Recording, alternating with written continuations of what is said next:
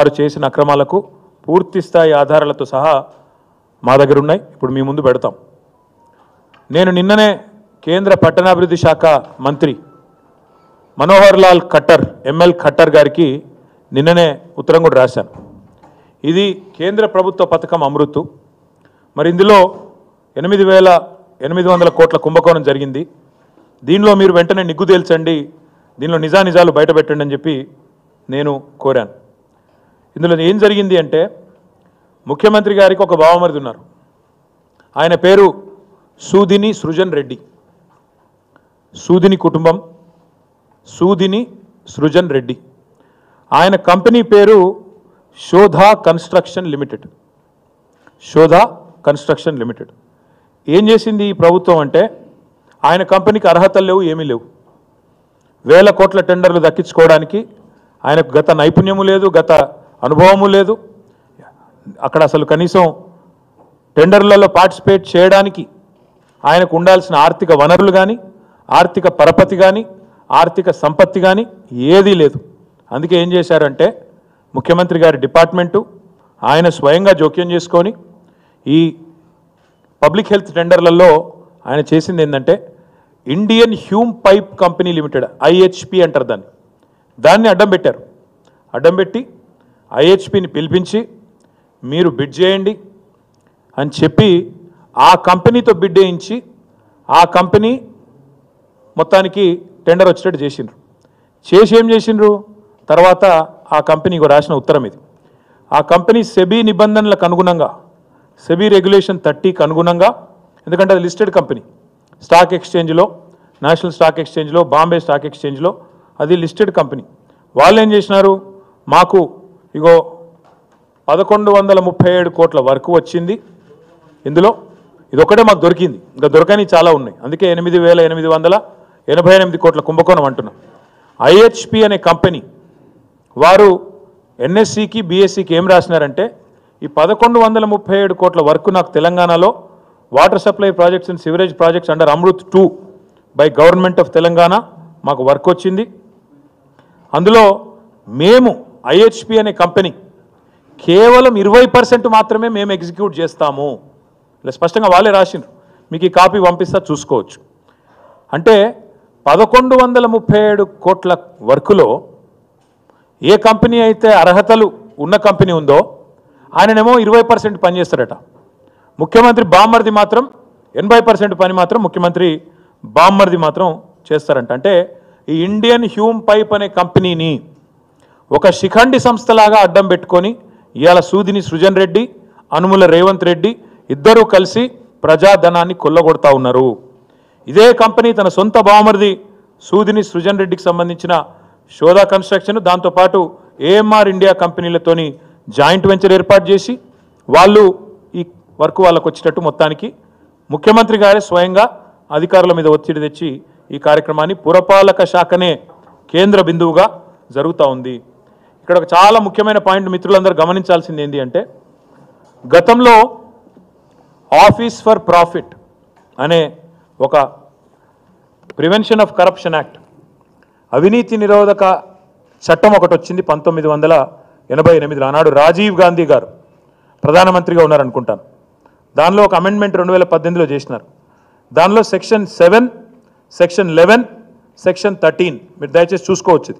Prevention of corruption act 1988 అమెండ్మెంట్లో ప్రకారం section 7, 11, 13 ప్రకారం చాలా స్పష్టంగా చెప్పారు. అందులో if a chief minister or any other public official misuses their position to provide undue advantages to family members, they can be prosecuted under this act. ఇది prevention of public corruption act. ఇదేదో ఆషామాషి act కాదు. ఎందుకు ఆషామాషి act కాదంటున్నా అంటే, ఇదే act కింద పెద్ద పెద్ద వాళ్ళు ఉద్యోగాలు పోయినాయి. ఎవరది?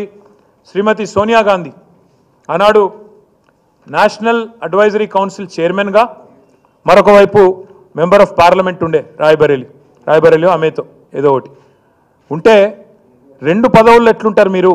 ఆఫీస్ ఫర్ ప్రాఫిట్ అనే నిబంధన మీకు వర్తించదా అంటే, ఆ రోజు సోనియా గాంధీ గారు పార్లమెంట్ సభ్యత్వానికి రాజీనామా చేయాల్సి వచ్చింది. అదే మాదిరిగా లోకాయుక్త దాకా పోతే విషయము యడ్యూరప్ప గారు కర్ణాటక ముఖ్యమంత్రి యెద్యూరప్ప గారు ఆనాడు మొత్తానికి అరెస్ట్ వారెంట్ కూడా వస్తే లోకాయుక్త కోర్టులో సరెండర్ కాక, ఎందుకంటే అక్రమ అనుమతుల విషయంలో, అక్రమ మైనింగ్ అనుమతుల విషయంలో ఇదే చట్టం, వేరే చట్టం కూడా కాదు, ప్రివెన్షన్ ఆఫ్ కరప్షన్ యాక్ట్లో section 7, section 11, section 13. Let me read out again. If a chief minister or any other public official misuses their position to provide undue advantages to family members, they can be prosecuted under this act. అంటే ముఖ్యమంత్రి తన కుటుంబ సభ్యులకు కనుక ఆశ్రిత పక్షపాతాన్ని చూపుతూ ఏదైతే మేము ప్రమాణ స్వీకారం చేస్తామో, మంత్రులుగా ప్రమాణం చేసినప్పుడు రాగద్వేషాలకు అతీతంగా అని ప్రమాణ స్వీకారం చేస్తాం.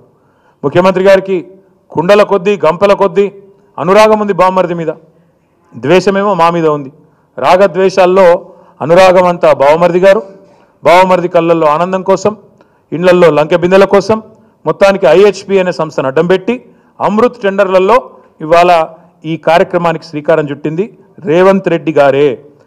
నేను ఇంకొక మాట కూడా చెప్తా ఉన్నా, కేవలం కర్ణాటక ముఖ్యమంత్రిగా ఉన్న ఆనాడున్న యెద్యూరప్ప గారు బీజేపీ ముఖ్యమంత్రి ఆయన, అదేవిధంగా సోనియా గాంధీ గారు స్వయంగా ఎన్ఐసి చైర్మన్, అశోక్ చవాన్ గారు మహారాష్ట్ర ముఖ్యమంత్రిగా 2010లో అప్పుడేం జరిగింది, ఆదర్శ్ హౌసింగ్ సొసైటీ కుంభకోణం, అమరుల కోసం, యుద్ధంలో అమరులైన వాళ్ళ కోసం బిల్డింగ్ కడితే తన కుటుంబ సభ్యులకు ఇచ్చుకున్నాడని చెప్పి అశోక్ చవాన్ గారి మీద ఆరోపణలు వస్తే ఆయనకు కూడా ముఖ్యమంత్రి పదవికి రాజీనామా చేయక తప్పలేదు. ఇవాళ నేను అనేది ఒకటే, కేంద్ర ప్రభుత్వం, నేను గుర్తు చేస్తా ఉన్నా, ఇది కేంద్ర ప్రభుత్వం యొక్క పథకం. అమృత్ అనేది కేంద్ర మున్సిపల్ శాఖ యొక్క పథకం.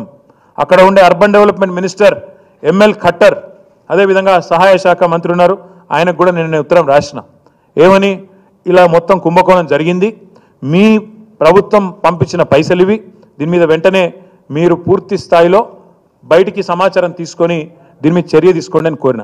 ఇక్కడ అన్నిటికన్నా విచిత్రమైన విషయం చెప్తాను, మీరందరూ జర్నలిస్టులు, మీరు అడిగినా కూడా ఈరోజు ఈ ప్రభుత్వం ఫిబ్రవరిలో జరిగిన టెండర్లను బయట పెట్టడం లేనేలేదు.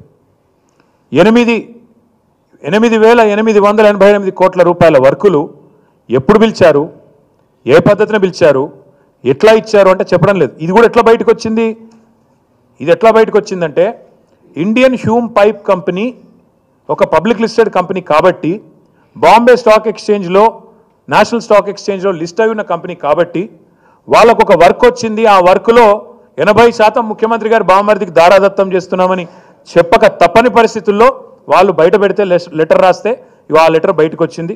ఇది ఆ లెటర్ యొక్క డీటెయిల్స్. అదేవిధంగా దాని యొక్క వివరాలు, వర్క్ వివరాలు, ఎన్ని నెలల్లో కంప్లీట్ చేయాలన్న వివరాలు, వర్క్ ఎక్కడ ఏంది అన్న వివరాలు కూడా నేను మీ ముందు పెడతా ఉన్నా. నేను ఇప్పుడు కేంద్ర ప్రభుత్వాన్ని ఒకటే అడుగుతా ఉన్నా, ఈ రాష్ట్రంలో ఇక్కడ నుంచి ఒక కేబినెట్ మంత్రి ఉన్నాడు కిషన్ రెడ్డి గారు, ఒక సహాయ శాఖ మంత్రి ఉన్నారు బండి సంజయ్ గారు, ఈ రాష్ట్రంలో 8 మంది ఎంపీలు ఉన్నారు భారతీయ జనతా పార్టీకి.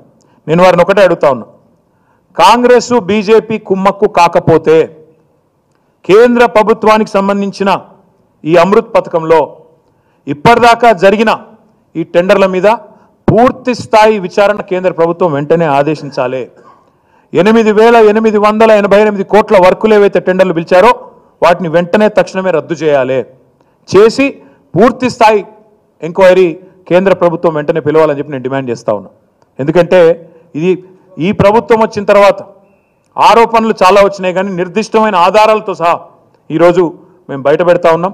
ఈ విషయంలో వెంటనే కాంగ్రెస్ బీజేపీ మిలాఖాత్ కాకపోతే, మీరు ఒకటి కాకపోతే, కుమ్మక్కు కాకపోతే, బీజేపీకి చిత్తశుద్ధి ఉంటే, మీ ప్రభుత్వం కేంద్ర ప్రభుత్వ పథకం అమృత్, అందులో ఇంత పెద్ద అవినీతి జరిగితే మీరు గనక మౌనంగా ఉన్నా, మీరు గనక విచారణకు ఆదేశించకపోయినా తప్పకుండా రేవంత్ రెడ్డి గారికి మీకు పూర్తి స్థాయి అండర్స్టాండింగ్ ఉంది. ఇద్దరు మిలాఖాత్ అయ్యే మరి మొన్న ఎన్నికల్లో పనిచేసినట్టే ఇప్పుడు కూడా చేస్తూ ఉన్నారని అనుకోక తప్పదు. నేను ఎంఎల్ ఖట్టర్ గారు కేంద్ర మంత్రి గారు ఆయన అడుగుతా ఉన్నా, మీరు వెంటనే కేంద్ర ప్రభుత్వం వెంటనే మీ శాఖకు సంబంధించిన సబ్జెక్ట్ ఇది, మీరు విచారణకు ఆదేశించండి, తప్పకుండా అన్ని నిజాలు కూడా బయటకు వస్తాయి. ఫిబ్రవరి నుంచి ఇప్పటి వరకు ఒక్కడంటే ఒక జీవో కూడా ప్రభుత్వం వెబ్సైట్లో పెట్టడం లేదు. టెండర్లు ఎక్కడ పోయినాయి, ఏమైనాయి చెప్పడం లేదు. అందుకే మేము అడిగేది, ఈ అన్ని టెండర్లను 8,888 కోట్లు ముఖ్యమంత్రి బామ్మర్ది ముఖ్యమంత్రి కుటుంబ సభ్యుల ప్రమేయంతో జరిగిన దీన్ని వెంటనే రద్దు చేయాలని చెప్పి డిమాండ్ చేస్తూ ఉన్నాం. ఈ సమాచారం మొత్తం ప్రజల ముందు పెట్టాలని చెప్పి కూడా మా పార్టీ తరఫున మేము డిమాండ్ చేస్తూ ఉన్నాం. అదే మాదిరిగా ఇవాళ ఇది కేవలం ఒక కుంభకోణం, ఇంకా ఇట్లాంటి కుంభకోణాలు చాలా ఉన్నాయి.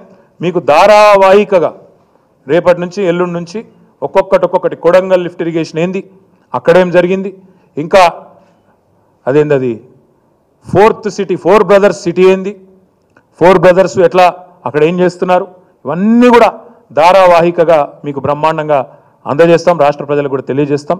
ఇవాళ మాత్రం ఈ అమృత్ టెండర్లలో భాగంగా బావమరిదికి అమృతాన్ని పంచుతూ రాష్ట్ర ప్రజలకు విషయాన్ని పంచే కార్యక్రమాన్ని అనుముల రేవంత్ రెడ్డి ఏదైతే చేస్తున్నాడో దీన్ని తప్పకుండా కేంద్ర ప్రభుత్వం కనుక అడ్డుకోకపోతే, వెంటనే విచారణకు ఆదేశించకపోతే, ముమ్మాటికి ఇందులో కిషన్ రెడ్డి గారు బండి సంజయ్ గారు వెంటనే స్పందించకపోతే, ఇక్కడ ఉన్న 8 మంది భారతీయ జనతా పార్టీ పార్లమెంట్ సభ్యులు స్పందించకపోతే రాష్ట్రంలోని ప్రతి ఒక్కరికి అర్థమైపోతుంది మీ డ్రామా, మీ ఇద్దరు కలిసి ఆడుతున్న నాటకం అర్థమవుతుంది. మొదలు ఒక 2 రోజులు మహేష్ రెడ్డి అని ఎమ్మెల్యే ఇక్కడ ఎల్పీ లీడర్ ఆయన మాట్లాడండి దీని మీద, మళ్ళీ పైకి వెళ్ళి ఏం ఆదేశాలు వచ్చినాయో సపరేట్గా నోరు మూసుకున్నాడు, మళ్ళీ నోరు తెరవలేదు ఇప్పటిదాకా. అంటే ఏదో జరుగుతున్నది కేంద్ర స్థాయిలో, పైన స్థాయిలో, మంత్రుల స్థాయిలో, ముఖ్యమంత్రి స్థాయిలో జరుగుతున్నది. కానీ ముఖ్యమంత్రి నువ్వు తప్పించుకోలేవు. చట్టం చాలా చాలా క్లియర్గా ఉంది.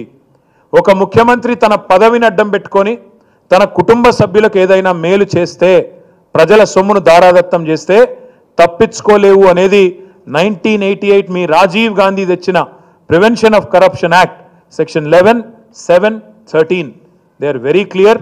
ఈ సెక్షన్ 7, 11, 13లో నువ్వు దొరికిపోయినావు, తప్పించుకోలేవు అనే మాట కూడా రేవంత్ రెడ్డికి చెప్తూ కేంద్రాన్ని మళ్ళీ డిమాండ్ చేస్తూ ఉన్నాను నేను, తక్షణమే ఆదేశించండి, ఒక క్షణం కూడా ఆలస్యం చేయకండి, ఆదేశించండి. ప్రజల అనుమానాలు ఎందుకు, అసలు నేను తెప్పించి చూసిన ఈ సూదిని సృజన్ రెడ్డి ఎవరు, ఆయన కంపెనీ ఏంది, వివరాలన్నీ తీసుకున్నా.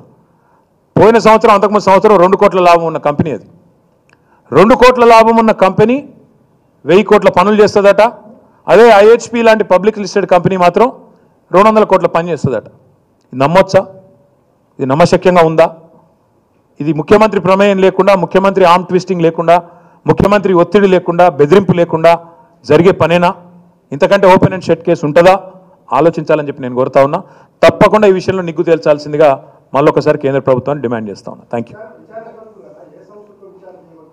వాళ్ళకి ఇష్టమున్న సంస్థతో చేసుకోమను, ప్రజల పైసలు కాపాడమను. ఆ సిబిఐ చేస్తుందా, సివిసి చేస్తుందా, ఈడీ చేస్తుందా, లేకపోతే కేంద్ర పట్టణాభివృద్ధి శాఖ చేస్తుందా, వాళ్ళ ఇష్టం, వాళ్ళ విచక్షణ. విచారణ జరుపుతారా లేదా అన్నదే మా ప్రశ్న. వాళ్ళకు ఇంట్రెస్ట్ ఉందా లేదా ప్రజాధనాన్ని కాపాడాలనేది లేదా అనేది వాళ్ళకున్న ప్రశ్న. రేవంత్ రెడ్డి కూడా చెప్పాలా సమాధానం. బావమరిది కంపెనీకి 1137 కోట్ల వర్క్ ఇచ్చి ఎందుకు ఆ జీవో దాచినో చెప్పాలా. ఎందుకు 6 నెలల నుంచి ఫిబ్రవరి మాసం నుంచి ఈరోజు వరకు జీవోలు ఎందుకు వెబ్సైట్లో పెట్టడం లేదు? నిజంగా దాచాల్సిందేమీ లేకపోతే, దాచేదేమీ లేకపోతే 2 కోట్ల కంపెనీకి 1000 కోట్ల వర్క్ ఇచ్చి, 2 కోట్ల లాభం ఉన్న కంపెనీకి 1000 కోట్ల వర్క్ ఇచ్చి, 1137 కోట్ల వర్క్ ఇచ్చి ఎందుకు ఇవాళ దొంగకు తేలిగుట్టినట్టు ఈ వ్యవహారం చేస్తున్నాడు రేవంత్ రెడ్డి కూడా సమాధానం చెప్పాలి. ఓకే,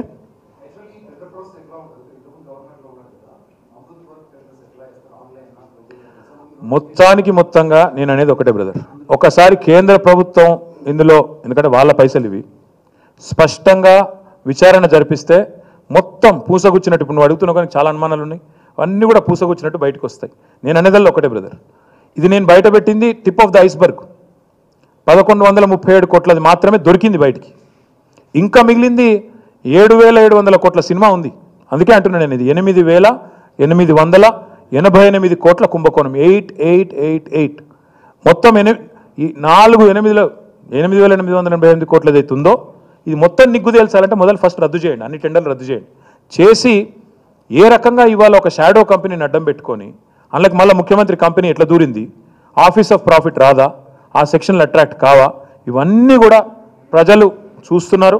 నిజంగా కాంగ్రెస్ ముఖ్యమంత్రి మీద బీజేపీకి ప్రేమ లేకపోతే ఎందుకు రద్దు చేయరండి, ఎందుకు ఎంక్వైరీ చేయరు? చేయాలి కదా.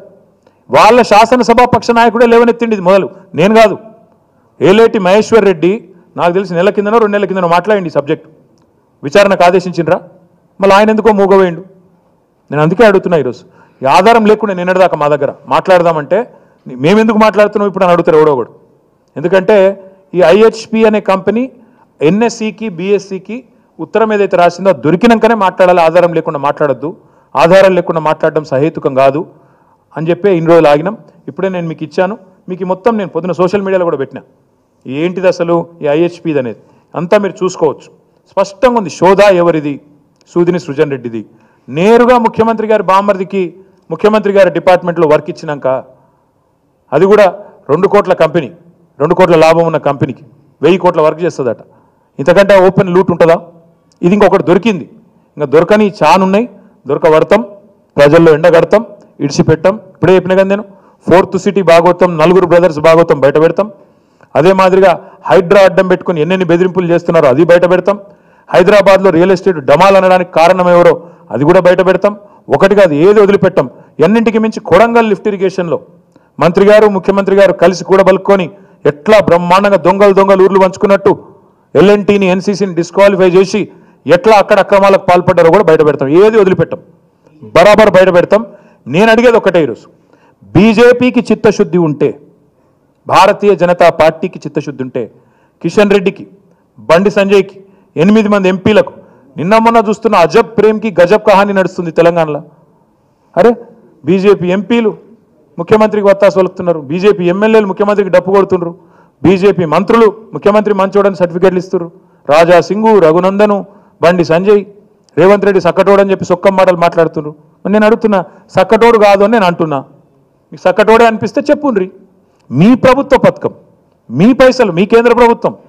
చిత్తశుద్ధి ఉంటే, నిజాయితీ ఉంటే రుజువు చేసుకోండి. 8 మంది ఉన్నారు, ఇప్పటివరకు 8 పైసలు రాలే. కనీసం ఉన్న పైసలన్నా కాపాడండి. అది నా డిమాండ్. ప్రధానంగా భారతీయ జనతా పార్టీని డిమాండ్ చేస్తా ఉన్నా. రేవంత్ రెడ్డి కూడా సమాధానం చెప్పాలా మున్సిపల్ మంత్రి గారిని డిమాండ్ చేస్తాం. బరాబర్ ఇద్దరు మిలాఖాత్ అయినరని ప్రజలు అనుకుంటారు. ఎందుకంటే ఇప్పుడు ప్రధానమంత్రి మాట్లాడతాడు ఆర్ఆర్ ట్యాక్స్ అని. ప్రధానమంత్రి కూడా పార్లమెంట్ ఎలక్షన్ అప్పుడు వచ్చిండు, ఆర్ఆర్ ట్యాక్స్ అన్నాడు. అంటే ఏంది ఆర్ఆర్ ట్యాక్స్ అంటే? రేవంత్ రాహుల్ ట్యాక్స్ అని మాట్లాడిండు. మరి ఆర్ఆర్ ట్యాక్స్ అని నువ్వే మాట్లాడుతీవి, మాట్లాడి 5 నెలలు అయిపోయాయి. మరో దిక్కు నేను ఖుల్లా ఆరోపణలు చేస్తున్న, ఆరోపణలతో పాటు ఆధారాలు చూపెడుతున్నా. సొరవడ్డరు, దొంగలాగా దోసుకుంటున్నారు ముఖ్యమంత్రి ఆయన కుటుంబ సభ్యులని చెప్తున్నా. చర్య తీసుకోకపోతే ఏమనుకోవాలి? ఇక ఎవరికి భాగస్వామ్యం ఉందో ప్రజలు తెలుస్తారు. ఆలోచిద్దాం. నేనేమంటున్నా, తొందర ఎందుకన్నా? ఇది మొదటి రోజేనే. ఎందుకన్నా మొదటి రోజే దీన్ని ఏమి విడిచిపెడతా అనుకుంటున్నాను. నేను విడిచిపెట్టను. మంత్రి గారికి రాసిన, కేంద్ర పట్టణాభివృద్ధి శాఖ మంత్రి గారికి పత్రికా సమావేశం ద్వారా ప్రజల దృష్టికి తీసుకొస్తా ఉన్నా. తదుపరి ఏం చేయాలో ఏది కూడా వదిలిపెట్టం. ముఖ్యమంత్రి గారు ఆయన పదవి పోతుంది. ఇది బీజేపీ అనుకుంటే, కేంద్ర ప్రభుత్వం అనుకుంటే ముఖ్యమంత్రి పదవి పోతుంది. ఇది మొదటిది కాదు. అశోక్ చవాన్ పదవి పోయింది, యడ్యూరప్ప పదవి పోయింది, శ్రీమతి సోనియా గాంధీ గారు స్వయంగా పదవి దిగిపోవాల్సి వచ్చింది. ఆశ్రిత పక్షపాతం ఈ ముఖ్యమంత్రి చూపెట్టిండని ఆధారాలతో సహా చెప్తుంటే, చూపెడుతుంటే కేంద్ర ప్రభుత్వం కనుక ఇందులో స్పందించకపోతే ముమ్మాటికి ఇద్దరు కలిసి ఉన్నారని ప్రజలు అనుకుంటారు. అదొకటి గుర్తుపెట్టుకోవాలని కోరుతాను. Thank you.